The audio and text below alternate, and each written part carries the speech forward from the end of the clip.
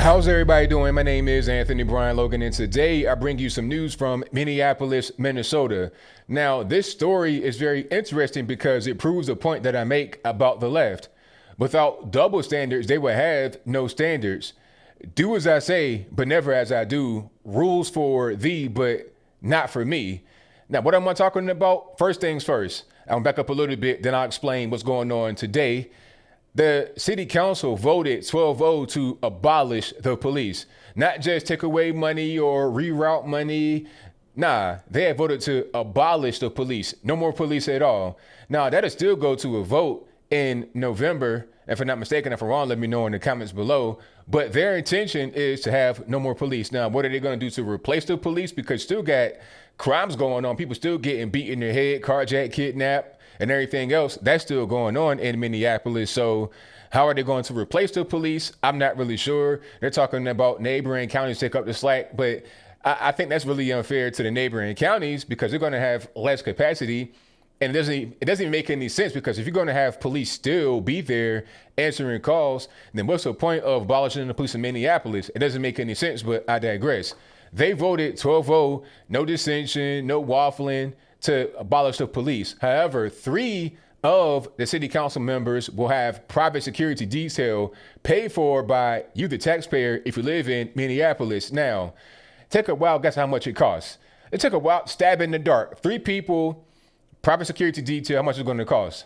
You ready? Brace yourself. $4,500 per day. Not per week, not per month, but per day. You're talking about 1.6 million with an M every single year for 3 people. Now, this is super contradictory. How are you going to say that the person who is regular, everyday taxpaying citizen cannot have police to assist them in any kind of way? And you might try to tighten up on gun laws too. That might be next. But you, as a city council person who voted to abolish the police, who probably vote for more gun control, can have your own private security detail paid for by the taxpayer. If I pay taxes, I want my tax money to go to protecting me. That's the whole point. Okay. And if you are in city council, your job is to work for me. I don't work for you. My job is not to work hard, pay taxes to provide you with a private security force if you're in city council or anybody else. It's to protect me and my fellow citizens in Minneapolis, but I digress. Now, the city council itself is pretty interesting. Aside from the president of the city council talking about, oh, well, if you call the police when you getting kidnapped, robbed, or whatever, you got to check your privilege. Aside from her being very interesting, the 3 that are getting the security detail are interesting. Their names are Andrea Jenkins, Felipe Cunningham, and Alondra Kano. Now, I'll place pictures of them on the screen before you. Do you see anything kind of interesting that stands out a little bit? I mean, just examine the picture and look at it. Do you see anything that's kind of weird in the picture? Well, I do. Here's a free clue for you. 2 of the 3 on the screen identify as a different gender than what they were born. Now, one of them obviously is pretty clear what's going on. I mean, they identify as female, the person on the far left, but obviously they're not a biological female. That's clear. Come on. You see what's going on with that. If you voted for that person, then I got to ask you, what were you thinking about? Why did you vote for them? Obviously, the elevator's not going to the top floor. So if that's the case, then why would you vote them to be in city council? I'm just kind of confused. And also, Felipe Cunningham, they look kind of normal, right? Like an average everyday person, light-skinned guy, but that is a biological woman. So you have 2 transgender people on the city council, and they are the ones or part of the group that vote for your police to be abolished. Now, did you vote for them? Do you regret it now? I think it's pretty easy to see that they probably would have gone this way from the very beginning. You get these liberal, crazy nut jobs in there, whether they transgender, regular gender, whatever they are. If you get them in office, you're going to have dire consequences. Now, the reason why they hire a security detail for these people is because they said they were getting death threats, although the MPD has a record of that. Okay, so I'm not sure who's saying what. What it seems like to me is happening is that they say they're getting death threats because they're transgender and it's something new and inclusive, all this, that, and the third. They want to play that angle of it to make you believe it, because how are you going to question them without being a racist or a transphobe or a homophobe or whatever the case may be? Huh?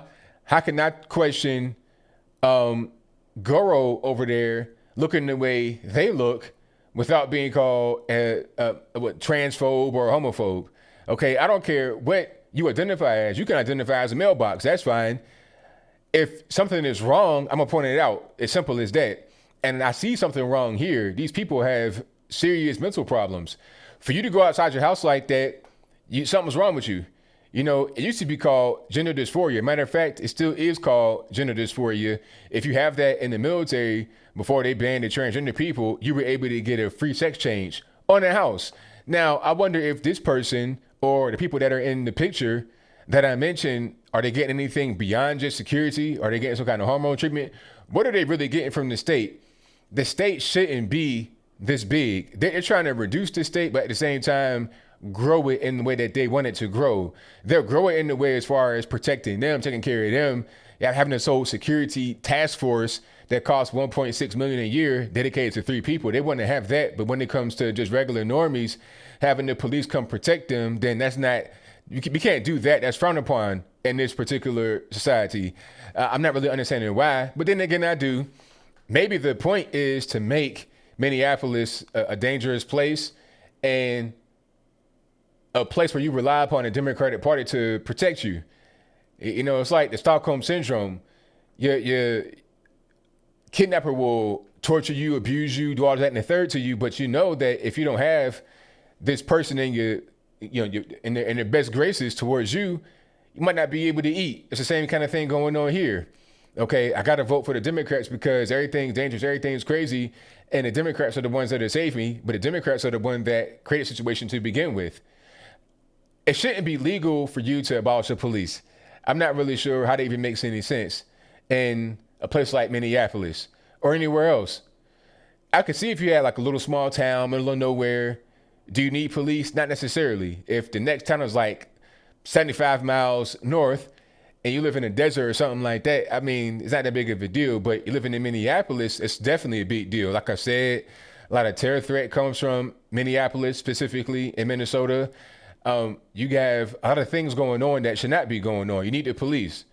So as I close, I want to say this. If you live in Minneapolis and or if you're a liberal in general, who did you vote for in the midterm election? Who are you going to vote for come November?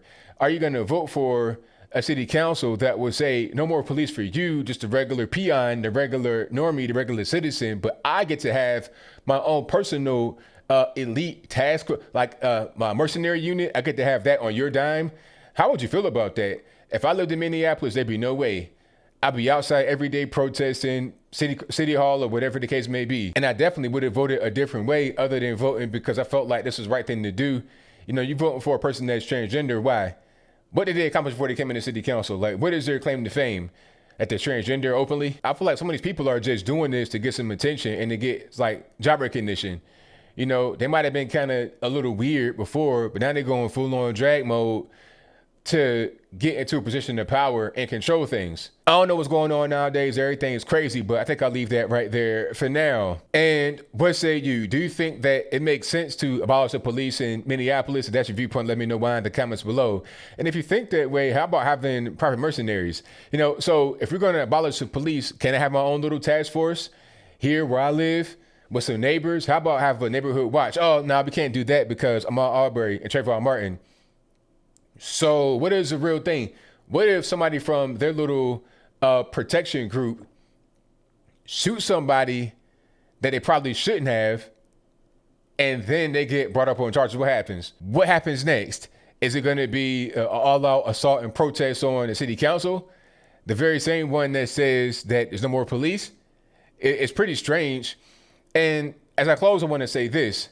How do we have gun control being pushed at the same time the total abolishment of the police being pushed? Like, how does it make any sense? First it was, okay, you don't need guns, the police have guns.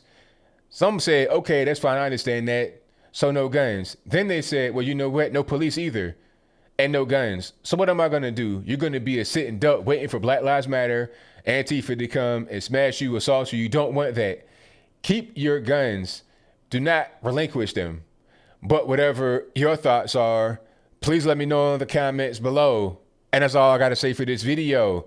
If you like what you heard, please comment, rate, share, and subscribe. Peace.